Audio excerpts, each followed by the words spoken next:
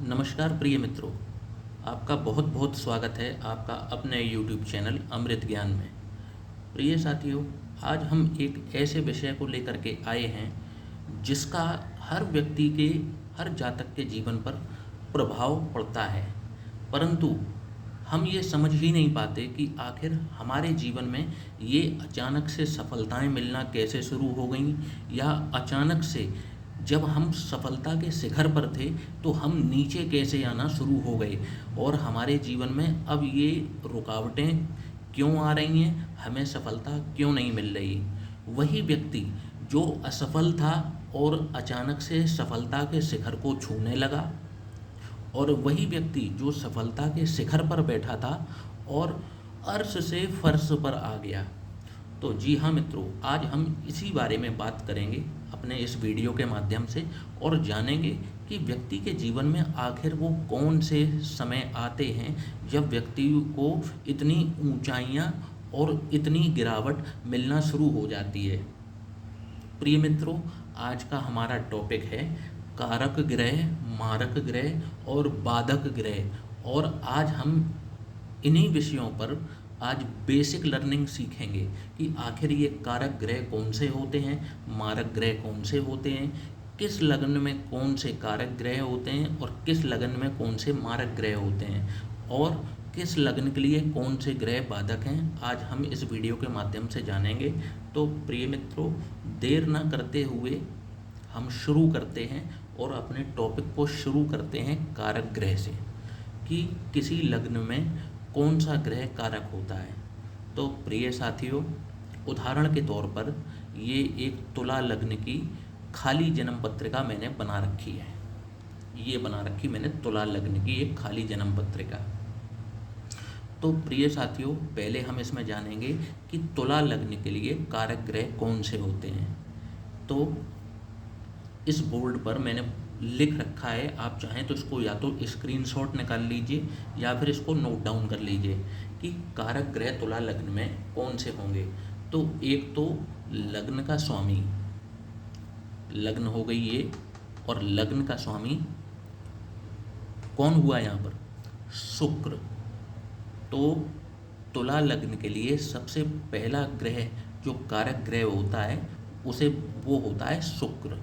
अच्छा, एक चीज ध्यान रखिएगा, कोई भी ग्रह यदि एक अच्छे भाव का स्वामी है और एक बुरे भाव का स्वामी है तो वो ग्रह हमेशा अच्छे भाव का ही फल देता है और उसे कारक ग्रह ही गिना जाता है। जैसे यहाँ पर शुक्रदेव जो कि लग्न में उनकी राशि पड़ी हुई है और उनकी द्वितीय राशि अष्टम भाव में पड़ी हुई है, तो इसका मतलब ये नहीं कि ये इसमें मारक ग्रह हो गए, इसमें ये कारक ग्रह ही रहेंगे, क्योंकि लग्नेश सदा ही शुभ फल प्रदान करते हैं, कोई भी व्यक्ति अपना बुरा नहीं कर सकता।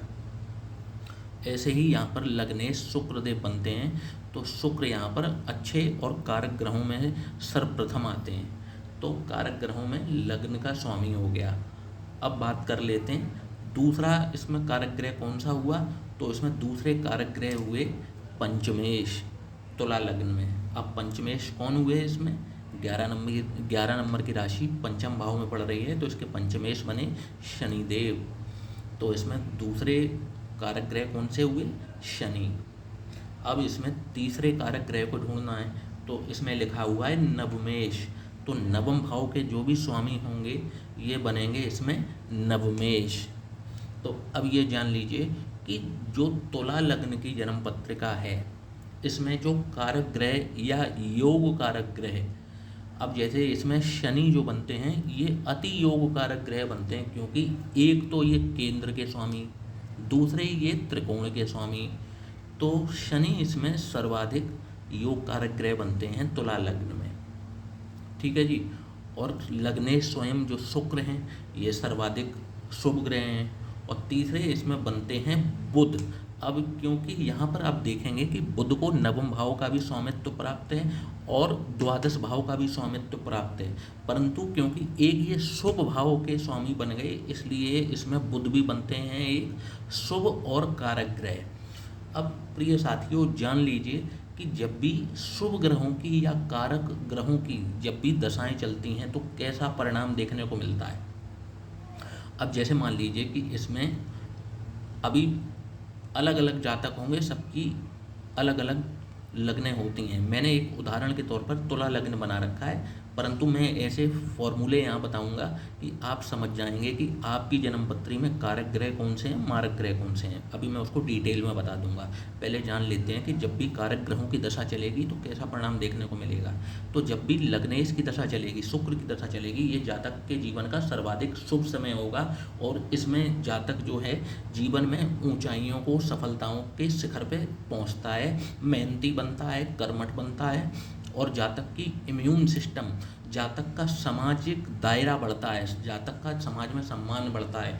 ऐसे जातक की जो है जीवन में उसकी सारी मनोकामनाएं पूर्ण होना शुरू हो जाती हैं जब भी उनको लग्नेश की महादशा चलती है।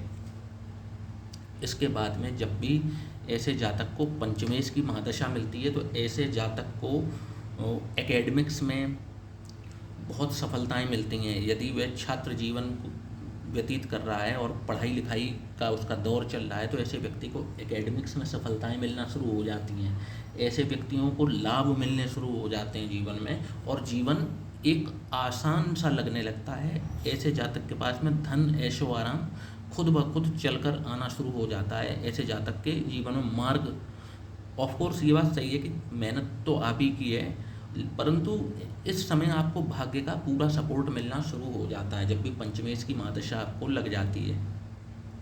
इसके बाद में जब भी नवमेश की महादशा लगेगी, ये भी जातक के जीवन का सर्वोत्तम समय होता है, और जातक को जीवन में आध्यात्मिक ऊंचाइयां जरूर प्राप्त करवाते हैं। अगर जीवन में अगर किसी को नवमेश की महादशा लग जाती है तो ऐसा जातक अध्यात्म में रुचि लेता है, आध्यात्मिक ऊंचाइयों को छूता है। ऐसे व्यक्ति का भाग्य बराबर उसको एक हाथ आगे चलना शुरू हो जाता है। जब भी जिस जिस चीज़ में व्यक्ति हाथ डालता है उसको भाग्य का सपोर्ट मिलता है, पिता का सपोर्ट मिलना शुरू हो जाता है, धर्म कर्म में रुचि बढ़ती है, लंबी यात्राओं से लाभ प्राप्त होने शुरू हो जाते हैं, पराक्रम में वृद्धि आ जाती है। तो ये तो हो गई कारक ग्रहों की महादशा। अब बात कर लेते हैं कि ये मतलब जो मैंने ये महादशाएं बताई हैं कारक ग्रहों की, ये जीवन का सर्वाधिक शुभ समय होता है और व्यक्ति को थोड़ी मेहनत में ज़्यादा फल प्राप्त होते हैं ऐसी महादशाओं में। अब बात कर लेते हैं मारक ग्रह। मारक ग्रह कौन से होते हैं, और मारक में भी एक चीज़ मैंने यहाँ पर लिखी नहीं क्योंकि जगह का थोड़ा अभाव था। एक तो होते हैं मारक ग्रह और एक होते हैं प्रबल मारक ग्रह। प्रबल मारक ग्रह की पावर जो होती है वो मारक ग्रह से भी डबल होती है। अब बात कर लेते हैं मारक ग्रह कौन से होते हैं, पहले तो ये देख लेते हैं। तो मारक ग्रह जो भी आपकी जन्म पत्री में द्वितीयेश या द्वितीय भाव का स्वामी होगा, ये मारक ग्रह होता है। इसके बाद में जो तृतीयेश होता है, ये भी एक मारक ग्रह की श्रेणी में आता है। षष्ठेश, ये भी एक मारक ग्रह की श्रेणी में आता है। अष्टमेश, तो द्वितीयेश बोला, तृतीयेश बोला, षष्ठेश, अष्टमेश, एकादशेश और द्वादश का स्वामी। मतलब अब कौन कौन से हो गए, 2, 3, 6, 8, 11 और 12। इन भाव के जब भी स्वामी की दशा महादशा लगती है या अंतरदशा लगती है, ये व्यक्ति के जीवन का वर्स्ट पीरियड होता है। इन भाव के स्वामी जहाँ पर भी बैठेंगे वहाँ इनकी मारक क्षमता के अनुसार ये फल देंगे। ये कितने बली हैं। एक तो मारक ग्रह ऊपर से यदि उच्च का होकर के किसी भाव में बैठेगा तो आप मान कर चलिए कि ये आपको उतना ही पीड़ादायी और कष्टदायी होगा। इसमें प्रिय साथियों में एक चीज़ मेरी भूल हो गई, मैंने सप्तम नहीं लिखा, लिख देता हूँ। अभी मैंने सप्तम नहीं लिखा, यहाँ पर आप अगर चाहें तो उसको ऐड भी कर सकते हैं।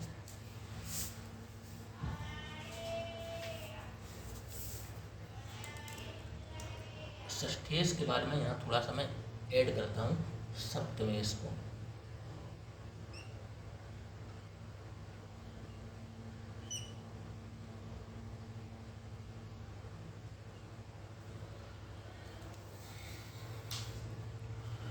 जी हाँ प्रिय साथियों, तो एक तो हो गया द्वितीयेश, ठीक है, तृतीयेश, षष्ठेश, सप्तमेश, अष्टमेश, एकादशेश, द्वादशेश।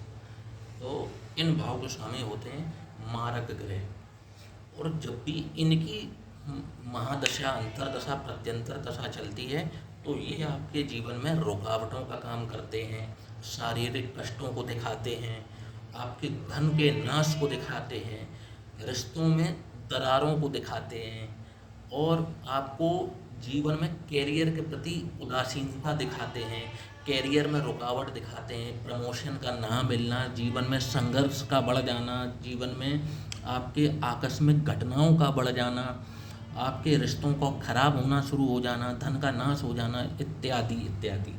आपको इन कष्टों का सामना करना पड़ता है जब भी आपको इन भाव के स्वामियों की दशा, अंतरदशा या महादशा लगेगी। इसीलिए इसको मारक ग्रह बोले जाते हैं। अब एक चीज़ और देखिए कि एक तो मैंने बोला मारक ग्रह, अब एक चीज़ देखिए कि प्रबल मारक ग्रह कौन सा होता है। तो जब भी आप देखेंगे कि यदि सिंगल ओनरशिप है, जैसे कि आप अगर यहाँ देखेंगे कि जैसे यहाँ पर जैसे ये देखिए एकादश भाव के स्वामी कौन बनते हैं यहाँ बनते हैं सूर्य, क्योंकि पांचवी राशि पड़ी है एकादश भाव में। अब सूर्य की क्योंकि केवल एक राशि होती है तो सूर्य यहाँ पर बनेंगे मारक ग्रह, ठीक है जी। सूर्य यहाँ बनेंगे मारक ग्रह। अब जब सूर्य मारक ग्रह बनेंगे तो क्या होगा, तो यहाँ पर सूर्य रुकावटों का काम करेंगे। जहाँ पर भी बैठेंगे वहाँ इच्छा पूर्ति, क्योंकि ये इच्छा पूर्ति का भी भाव है, तो आप देखेंगे कि जब भी सूर्य की महादशा लगेगी और सूर्य जहाँ पर भी विराजमान होंगे वहाँ से आप देखेंगे कि सूर्य उन चीज़ों को पूरा होने, मतलब जिन चीज़ों की आपकी इच्छाएं हैं उन चीज़ों को पूरा करने में आपको बहुत दिक्कत आएगी, संघर्ष आएगा। जब भी सूर्य की महादशा चलेगी तो आप देखेंगे कि आपकी जो भी इच्छा पूर्ति हैं वो उनको पूरा होने में समय लगेगा या आपको कठिनाइयों का सामना करना पड़ेगा। कहीं पर भी बैठेंगे जाकर ये, ठीक है, जहाँ पर बैठेंगे उसी स्थान पर ये हानि करना शुरू कर देंगे। तो इनको तो बोला गया मारक ग्रह, ठीक है। अब देख लेते हैं प्रबल मारक ग्रह के से मेरा क्या तात्पर्य है। तो प्रिय साथियों, जब भी कोई मारक ग्रह यदि दो बुरे भाव का स्वामी बनता है या उसके पास दो घरों का स्वामित्व है और वो मारक, और वो दोनों भाव मारक अगर हैं और दोनों का स्वामी किसी एक ही ग्रह के पास में है तो वो ग्रह बनता है प्रबल मारक। और यदि उसकी महादशा चालू हो जाती है आपके ऊपर तो फिर आपको राम ही बचाएं। मैंने क्या कहा कि यदि प्रबल मारक ग्रह की दशा चल जाती है तो फिर आपको राम ही बचा सकते हैं, क्योंकि जब भी प्रबल मारक ग्रह की दशा चलती है तो ये आपको, आपके धन को तो नाश करेगा ही करेगा। मतलब धन चला जाए तो कुछ नहीं गया, लेकिन ये धन के साथ साथ आपके स्वास्थ्य को भी लेकर के जाता है और जीवन में मृत्यु तुल्य कष्ट प्राप्त होते हैं प्रबल मारक ग्रह की दशा में। मतलब मृत्यु तुल्य का मतलब है कि बस इंसान की मृत्यु ही नहीं होती है, उसके अलावा उसके सारे कर्म हो जाते हैं। बस वो उसके शरीर देह का त्याग नहीं होता है, परंतु उसके सारे कर्म कोई बाकी रह नहीं जाते। मतलब सामाजिक स्तर जो है उसका, सामाजिक इज्जत है उसका तार तार हो जाना, स्वास्थ्य उसका खराब हो जाना, रिश्ते खराब हो जाना, धन का नाश हो जाना, कर्ज तले डूब जाना, कोर्ट कचहरी के केसों में बुरी तरह फंस के जेल हो जाना। मतलब आप ये समझ लीजिए कि जब भी प्रबल मारक ग्रह आते हैं तो ये बहुत बुरी मार देते हैं। और प्रबल मारक ग्रह में भी जब भी आप देखेंगे कि जब भी किसी की प्रबल मारक ग्रह की दशा चलेगी और उसी में एक मारक ग्रह की अंतरदशा और आ जाए तो फिर ये समझ लीजिए कि आग में घी डालने जैसा काम और हो गया कि आग तो जली रही थी, उसमें घी डालने जैसा काम हो गया कि जब भी प्रबल मारक ग्रह की महादशा में मारक ग्रह की अंतर्दशा आ जाए। तो अब देर ना करते हुए जान लेते हैं कि जैसे इस तुला लग्न में जैसे जिस भी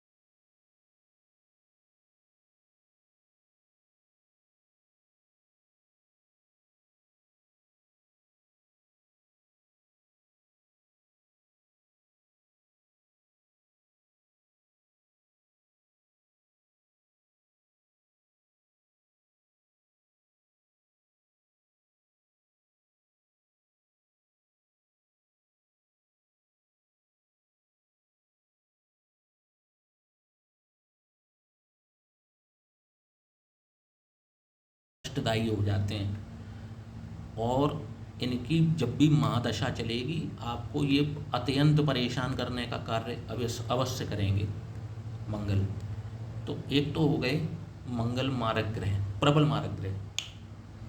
इसके बाद में अगर देखा जाए तो जैसे तृतीय भाव और षष्ठम भाव में, षष्ठ भाव में ये जैसे कि ये और ये दो घर, ये इनके पास ओनरशिप किसकी है? गुरु और गुरु, ठीक है जी। तो जब भी इस व्यक्ति के ऊपर गुरु की महादशा चलेगी तो ऐसे व्यक्ति का ज्ञान जो है वो उसके कभी भी काम नहीं आएगा, उसके कामों को बनाने में। ऐसे व्यक्ति का ज्ञान जैसे कि किसी ने छीन लिया हो।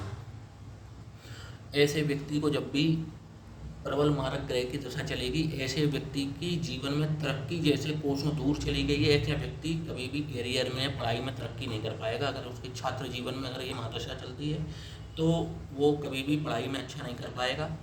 गुरु सर्वाधिक शुभ ग्रह होते हैं, परंतु इस जन्मपत्री में क्योंकि ये प्रबल मारक की भूमिका में है तो ये बुरे फल ही देंगे। जहाँ भी बैठेंगे वहाँ से संबंधित आपको बुरे फल ही प्राप्त होंगे, ठीक है। तो गुरु इसमें प्रबल मारक ग्रह बनते हैं। और गुरु से संबंधित शारीरिक कष्ट जो होंगे, जैसे गुरु का आधिपत्य किस पे है? लीवर पे है। तो आप देखेंगे कि लीवर से संबंधित आपको कोई ना कोई परेशानियां शुरू हो जाएंगी। और गुरु धन के कारक हैं, तो धन से संबंधित परेशानियां आपको शुरू हो जाएंगी। संतान से संबंधित आपको परेशानियां होना शुरू हो जाएंगी। भाग्य से संबंधित परेशानियां आपको शुरू हो जाएंगी।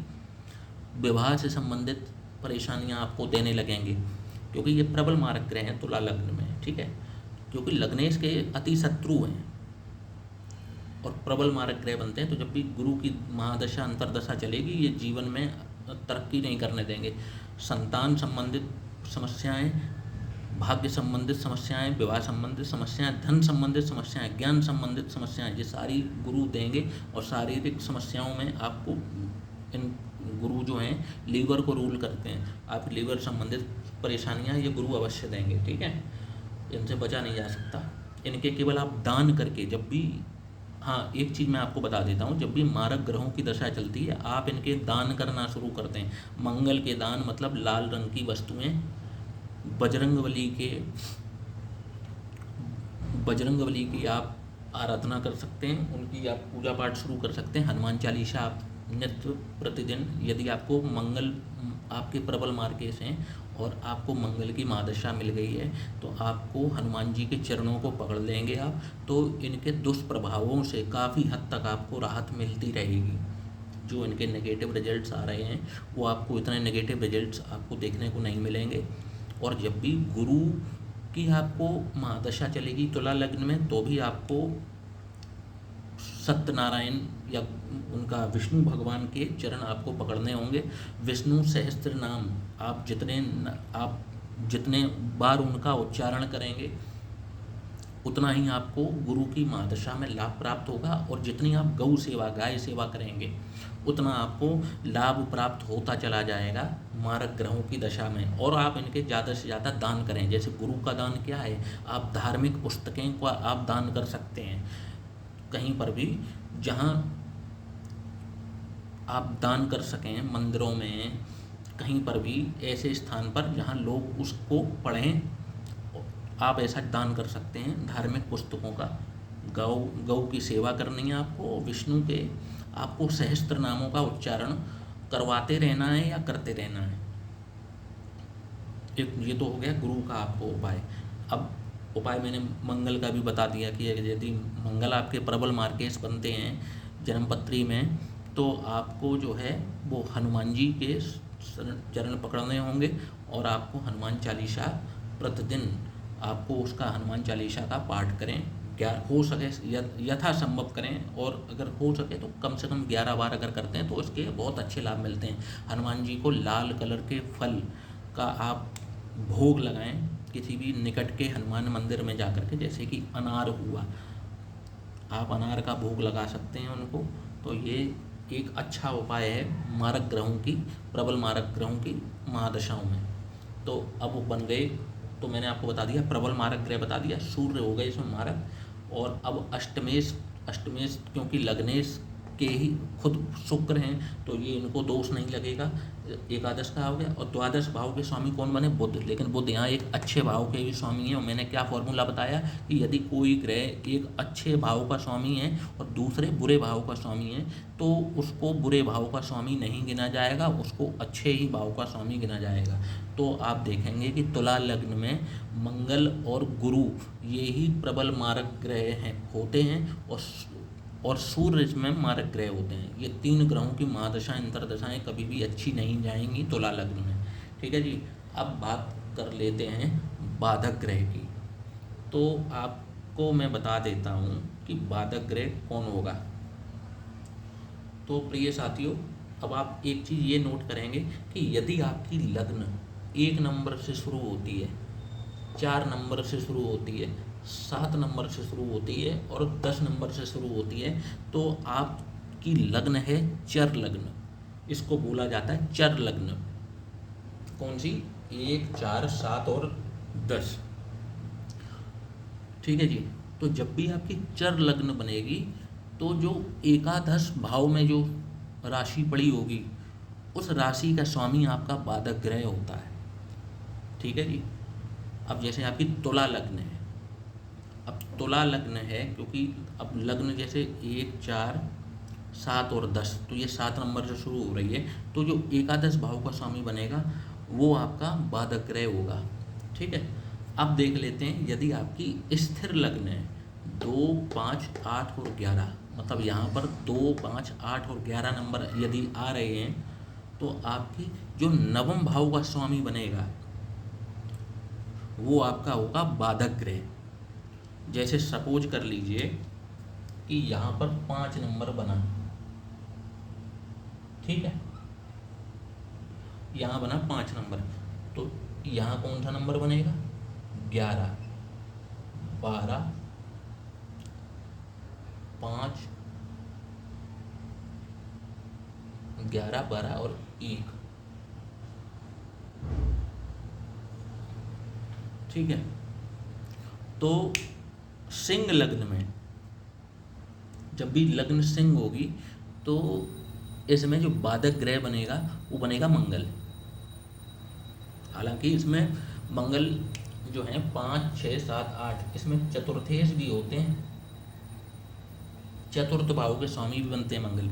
तो ये एक तरीके से योग कारक ग्रह हैं, परंतु ये यहाँ पर बाधक का भी कार्य करते हैं, मतलब संघर्ष को भी बढ़ाते हैं। और कहीं ना कहीं जब भी इनकी महादशा लगेगी, तो आपको संघर्ष के बाद ही आपको सफलता प्राप्त करवाएंगे। सफलता अवश्य मिलेगी, लेकिन उसमें बाधक का कार्य भी करते हैं ये। ठीक है। और जब भी आपकी लग्न द्वय स्वभाव का मतलब हुआ 3 नंबर, 6 नंबर, 9 नंबर, 12 नंबर, जब भी ये नंबर लग्न में पड़ेंगे, तो इनको बोला जाता है द्वि स्वभाव राशियाँ। तो जैसे मान लीजिए कि जैसे यहाँ पर पड़ गया 3 नंबर, तो यहाँ पड़ा 9 नंबर, ठीक है। तो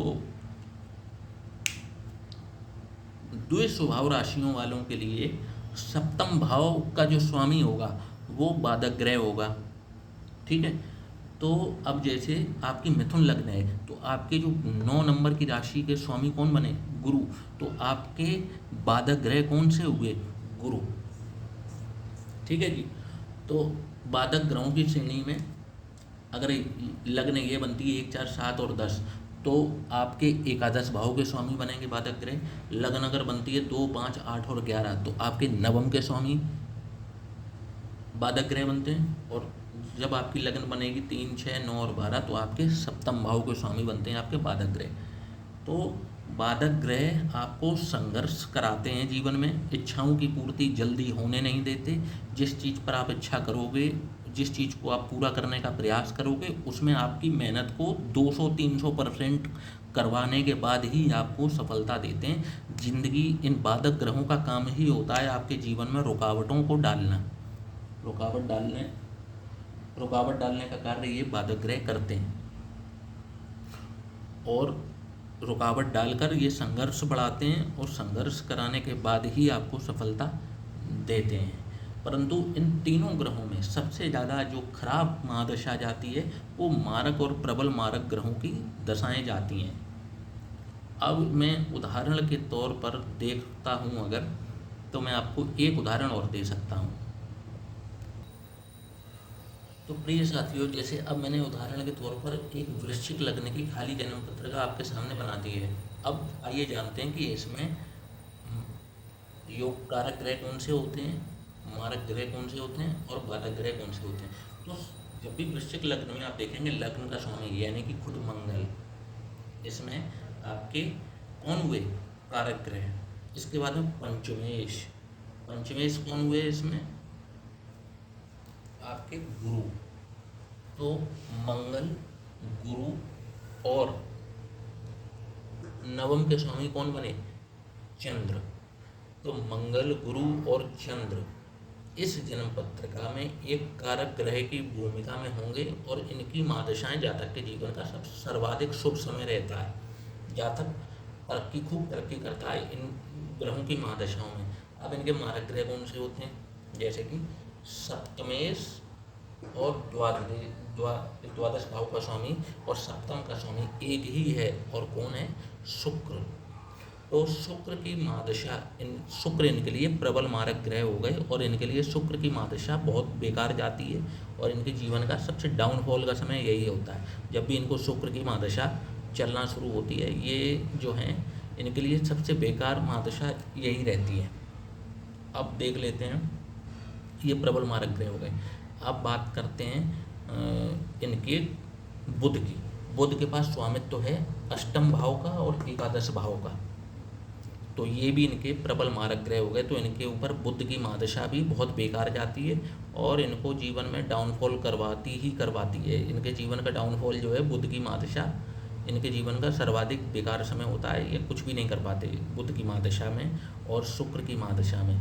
ये दो हो गए, ठीक है। अब इनके और देख लेते हैं, इनके जो शनि है, क्योंकि शनि के पास में एक हो गया लॉर्डशिप तृतीय भाव की, परंतु जो चतुर्थ भाव है ये शुभ भाव है, ये सुखेश भी है। तो शनि यहाँ पर बने कौन, समग्रह। ना तो ये मारक हैं और ना ही ये कारक हैं, ये बने समग्रह। तो प्रिय मित्रों, हमने देखा कि वृश्चिक लग्न में शुक्र और बुध ये प्रबल मारक ग्रह होते हैं।